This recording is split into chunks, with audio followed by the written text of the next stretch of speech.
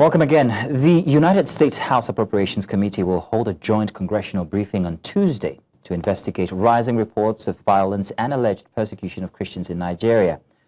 The meeting, led by Congressman Mario Díaz-Balart, with support from members of the Appropriations, Foreign Affairs and Financial Service Committee, will feature testimonies from the U.S. Commission on International Religious Freedom, as well as other security and human rights experts. Lawmakers say the aim is to compile a report requested by President Trump on what they describe as a massacre of Nigerian Christians and to outline possible U.S. intervention to help protect religious minorities in the country. Our lawyer and public affairs analyst Todimu Ige joins us live to discuss Tuesday's congressional hearing on alleged Christian genocide in Nigeria. Todimu, you're welcome. Thank you very much for joining. Good to see you again. It's been a while. I was wondering, the reference to Nigerian Christians as minority, but we'll come back to that.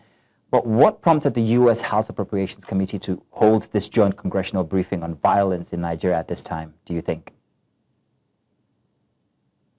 Well, thank you for having me. It's good to be here again. Now, in respect of the committee having a meeting or a sitting or a hearing in respect of whatever they feel that is going on in Nigeria is not out of place. It is whatever decision and the next steps that they take that will now determine whether they are whatever steps they are taking is appropriate or in line with best international practice. But it is not out of place for them to have that kind of hearing to decipher and determine if there are cases of genocide or abuse in Nigeria. Now, how significant is the role of religious persecution, particularly against Christians, in the broader context of Nigeria's insurgency and violence? Well, as it stands, the truth of it is that no one should be persecuted on the strength of their religion. And if we have been, we have been seeing a lot of outcry and increase in the killings of Christians in Nigeria, although a school of thought says that it is not just Christians generally, but it's people from the northern region who have been affected. And it is not out of place to actually have data that would clearly state so that we can ascertain the true position of things. Ordinarily, this should not even be done by the Congress of the United States. This should have been done by the Congress, by the House of Assembly in Nigeria and other security apparatus so that we can have adequate data, know what exactly the issues are, and how do we resolve them. So I think that, the step by the United States lawmakers is not out of place, but I feel that it will be better and carry more weight, and of course, the solutions, if their Nigerian counterparts would also look into doing that, and they will do it holistically.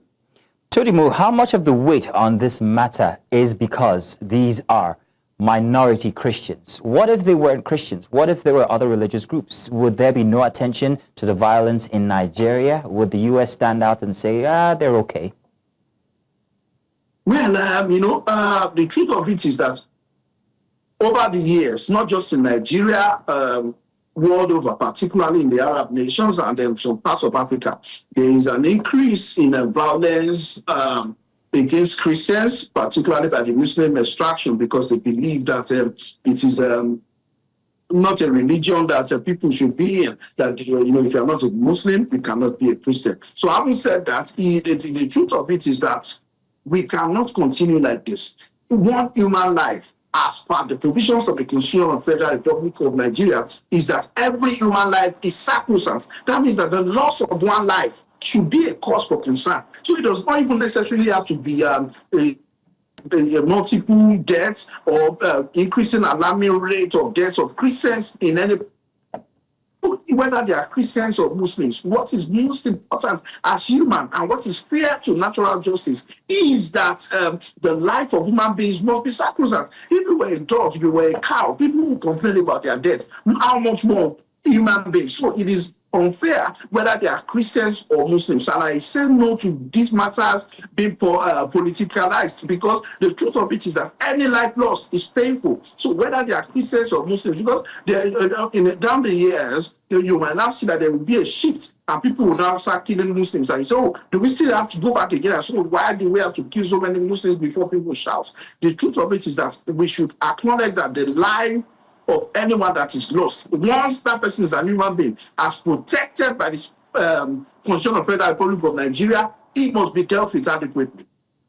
It's just worrying that it's become more about Christians than it has become more about human lives. But that aside, what kinds of interventions or supports do you think the U.S. could consider to help protect religious minorities in Nigeria?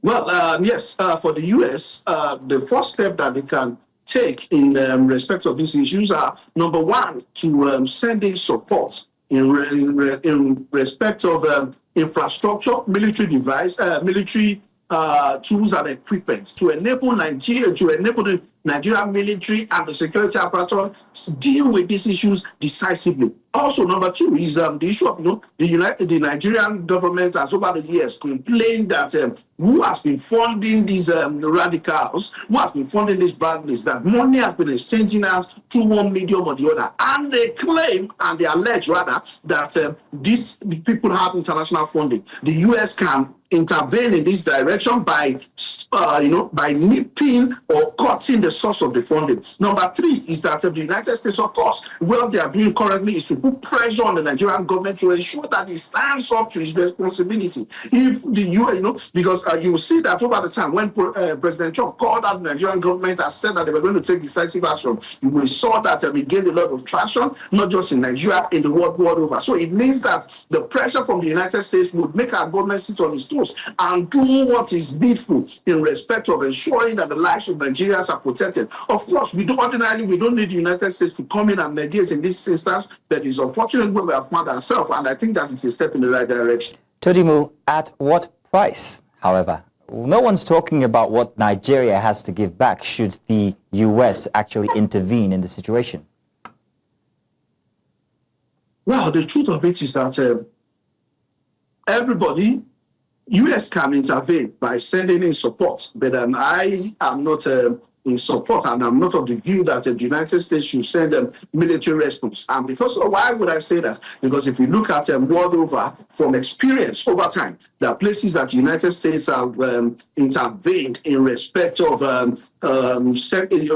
genocide or civil wars. It has been observed that peace and stability takes time before it gets back to such countries. I know we can talk about Iraq, we can talk about Libya, and so many. There are quite a number of examples that the military intervention of the U.S., even Afghanistan, we have quite a number of them that the instability persists, even in spite of the military intervention of the United States. And why is this? Because these problems are generic, they are local, and it is best that they are addressed locally by the leaders of the nation. How can the U.S. do this? The best way is that they can support the government in power and ensure that the needful is done by pushing them to protect the rights of their citizens.